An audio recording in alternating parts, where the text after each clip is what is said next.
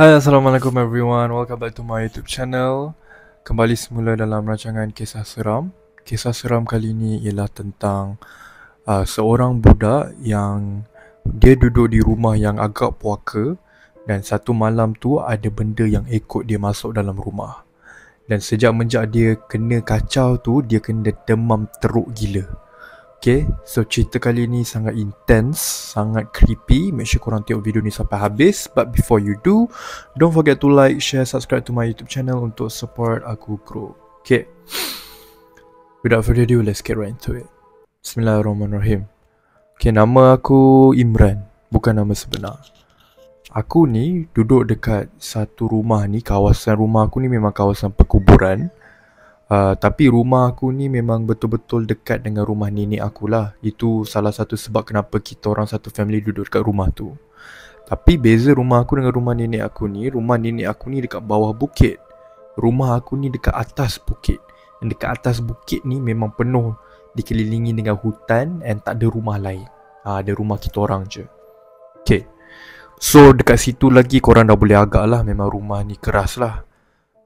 Aku ingat lagi pernah satu kali ni, nenek aku bila datang rumah aku je, dia selalu pesan dekat kita orang semua. Dia cakap, hati-hati ya, rumah ni bahaya, rumah ni ada banyak penghuni. Lepas tu aku ingat lagi nenek aku pesan kat aku, kalau malam-malam ada dengar orang ketuk pintu ataupun panggil, jangan pandang belakang, jangan layan, pergi je terus dalam bilik, masuk dalam bilik. So aku sepanjang aku hidup dekat rumah tu, aku tak pernah lagi kena gangguan apa-apa. Aku tak pernah lagi dengar orang kacau aku ke, orang panggil aku ke dari pintu malam-malam. Sampailah one day, aku ingat lagi, waktu ni kita satu family baru je pergi luar makan, and then balik semula dekat rumah. Waktu ni dah pukul 11 malam. Mak aku, dia ada belikan makanan khas untuk nenek aku. So dia suruh aku hantar makanan ni dekat rumah nenek aku. So bila kita orang balik rumah tu, semua orang dah masuk dalam rumah. Aku kena jalan kaki lah, ambil makanan tu, hantar ke rumah nenek aku. So waktu aku nak jalan kaki ke rumah nenek aku ni, dia turun bukit. So aku pun turunlah bukit. Bila aku turun bukit tu, aku boleh bau something. Bau yang kemayan. Kemayan ke? Tak silap aku nama je. Bau kemayan. Bila aku bau tu, aku memang confirm, for sure aku tahu kalau bau tu merupakan bau makhluk jin lah. Maksudnya ada makhluk jin tengah berdekatan. So sebab benda ni aku pernah bau dulu. Ni memang confirm bau kemayan. So bila aku bau je benda tu, aku terus naik bulu roma, meremang gila dari leher aku ni ke belakang leher ni. Aku dapat rasa meremang sampai ke kepala tau. Sampai nak berkembang-kembang kepala aku. Aku dapat rasa macam ada benda sedang memati aku tengah jalan. Dekat kiri, sama ada dia dekat belah kiri, belah kanan ataupun belakang, aku tak sure. Tapi memang confirm dia tengah perhati je aku. So aku memang tak pandang tepi, tak pandang belakang. Aku pandang straight je ke depan. Aku ignore and aku jalan macam biasa. Tapi aku jalan cepat-cepat lah. Aku jalan dengan pantas sampai ke rumah nenek aku. Sampai rumah nenek aku je, aku bagi makanan. Dan nenek aku pun berterima kasih dekat aku. Bila aku bagi makanan je, aku nak pergilah pulang semula ke rumah family aku. Waktu aku nak pergi rumah family aku ni, aku tarik nafas je. Aku get ready. Sebab aku dapat rasa nak balik rumah nanti mesti akan ada benda yang ganggu aku. So aku pakai kasut betul-betul, tarik nafas, hembus, pakai kasut betul-betul. And as soon as aku pakai kasut, aku nak lari terus ke rumah aku dalam keadaan selaju yang mungkin. Aku lari cepat-cepat. Sepanjang aku lari tu, aku dapat rasa ada benda tengah follow aku tau dari belakang. Aku dapat rasa ada benda follow aku. Sebab aku dengar juga footstep pap tengah laju kejar aku. Aku lari secepat mungkin. Aku tak pandang belakang, tak fikir apa. Masuk rumah, aku terus kunci pintu rumah. Bila dah tutup pintu tu, aku rasa lega. Aku rasa macam, oh okay, lega. Alhamdulillah dah sampai rumah. Okay, pasal aku nak terus ke bilik lah. Waktu aku baru lalu few steps saja nak ke bilik aku, Tiba-tiba pintu yang aku baru tutup tadi tu, yang baru aku kunci tu, aku dengar ada orang ketuk. Pap pap pap pap pap. Lepas tu aku dah mula rasa meremang. Meremang aku tu dah start naik balik. Dia ketuk 3 kali. Pap pap pap pap pap. Aku tak pandang belakang pun. Aku berdiri tegak je sebab aku tak tahu nak buat apa. Aku tak sure sama ada itu orang lain ataupun itu benda lain. So aku macam, aku freeze sekejap. Aku tak fikir nak buat apa Nak ignore ke nak terus jalan. Sekali aku dengar ada orang bisik dari belakang aku. Psst, psst. Oi, oi, macam tu. Oi, macam tu. Dia panggil dari belakang. Dia cakap, tolong buka pintu ni. Macam tu.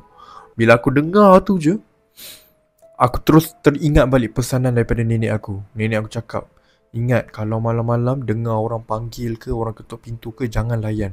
Jalan je terus, jangan pandang belakang, terus ke dalam bilik, masuk dalam bilik. So aku pun buat exactly apa nenek aku pesan. Aku terus abaikan, ignore, aku terus masuk dalam bilik. Masuk dalam bilik, aku tutup pintu. Okay. Bila aku masuk dalam bilik ni, aku baring dekat katil. Aku macam tak boleh nak tidur tau. Mata aku still macam susah untuk tidur. Susah untuk lena. So waktu ni aku terjaga je lah. Aku pandang ceiling je lah. Lepas aku dengar dekat tepi rumah aku tu macam ada orang jalan-jalan. Tepi rumah aku tu rumput panjang-panjang tu. So boleh dengar footstep orang jalan. Macam selak-selak rumput yang panjang-panjang tu kan, aku boleh dengar clear. Rumah aku ni pun banyak haiwan yang macam babi hutan, kerbau ke apa ke. Tapi kalau bunyi babi hutan lain tau. Bunyi babi hutan dia ada bunyi nafas dia, bunyi dengkusan dia. Tapi ini confirm bunyi tapak kaki manusia. Sebab dia jalan macam seolah-olah kaki panjang tau. Dia jalan-jalan-jalan. So memang aku tak berani nak tengok tingkap, nak tengok apa benda yang jalan kat tepi rumah aku tu. Aku abaikan je, aku terus tidur. Bila aku tidur, tiba-tiba aku terjaga pukul 4 pagi. Aku tengok dekat ceiling. Aku nampak, bila aku terjaga ni, kepala aku memang rasa pening sangat. Pening gila. Lepas tu aku nampak dekat atas, mula-mula aku nampak kain hitam tengah terbang-terbang macam kipas. Kain hitam. Bila aku tengok betul-betul, aku dah start nampak muka dia. Baju kain hitam. Muka dia macam Pontianak. Muka Cik Ponti. Muka putih, pucat. Dia tengah terbang macam ni. Dia pandang aku. Lepas tu dia makin dekat-dekat, terbang kat depan mata aku. Waktu ni memang body aku paralyzed, babe. Badan aku tak boleh nak gerak. Dan kepala aku rasa sakit sangat. Lepas tu aku macam jerit kuat gila. Aku macam, Ya Allah, apa benda ni? Apa benda yang ada kat depan mata aku ni, ya Allah? Aku jerit. Lepas tu aku pun macam jerit lah, Ayah, tolong. Waktu ni dah pukul 4 pagi tersilap aku. So ayah aku datang masuk dalam bilik aku, buka lampu. Lepas tu dah tak ada dah benda tu. Lepas tu ayah aku macam pelik, kenapa ni? Lepas tu aku ceritalah dari A sampai Z dekat ayah aku kan. Lepas tu bila dah dalam keadaan tenang macam tu, aku pun pergilah sekolah. Terus pergi sekolah. Lepas solat subuh, siap semua, pergi sekolah. Sebab ada exam. Waktu ni ada SPM. So aku terus pergi sekolah. Bayangkan, dekat dalam dewan peperiksaan tu, pengawas nampak aku pun dalam keadaan risau. Sebab muka aku pucat. Muka macam orang sakit macam orang nak mati time tu. Aku pun jawab exam dah separuh nyawa aku time tu aku jawab exam. Lepas tu pengawas suruh aku balik. Aku balik rumah je, memang aku dah demam teruk memang nazak Lepas tu nenek aku pun datang rumah. Bila nenek aku nampak kondisi aku je, dia terus cakap, okay, ini bukan demam biasa ni. Dia dah kena ganggu. So kita orang pun pergilah jumpa ustaz. Ustaz mandikan aku dengan mandi bunga, minum air yasin dan sebagainya. Lama jugalah aku demam sakit. Dalam beberapa minggu, 3 minggu ke macam tu. Alhamdulillah sihat. Tapi sejak menyadari tu, aku memang tak akan boleh lupakan bentuk Cik Ponti yang aku nampak depan mata aku tu. Sampai sekarang aku still meremang bila nampak muka dia. Muka dia ibarat macam dalam cerita Valak tau. Memang seram lah. Memang seram. So sejak dari tu aku dah tak berani dah nak keluar rumah dari malam-malam. And malam-malam pun aku duduk dalam bilik aku je. Lepas tu nenek aku cakap memang, yelah, memang dekat dalam rumah aku tu memang ada banyak penghuni. Memang tempat tu memang keras lah. So nenek aku pun suggest untuk kita orang pindah rumah secepat yang mungkin. And sejak dari tu memang kita orang cepat-cepat pindah rumah. And now Alhamdulillah kita orang satu family selamat. And aku pun tak pernah kena lagi apa-apa gangguan sejak dari tu. So itulah video pada hari ini. Thank you so much guys for watching. I hope you guys enjoy. Don't forget to like, share, subscribe to my YouTube channel untuk support aku grow. I'll see you guys next time. Bye. Assalamualaikum.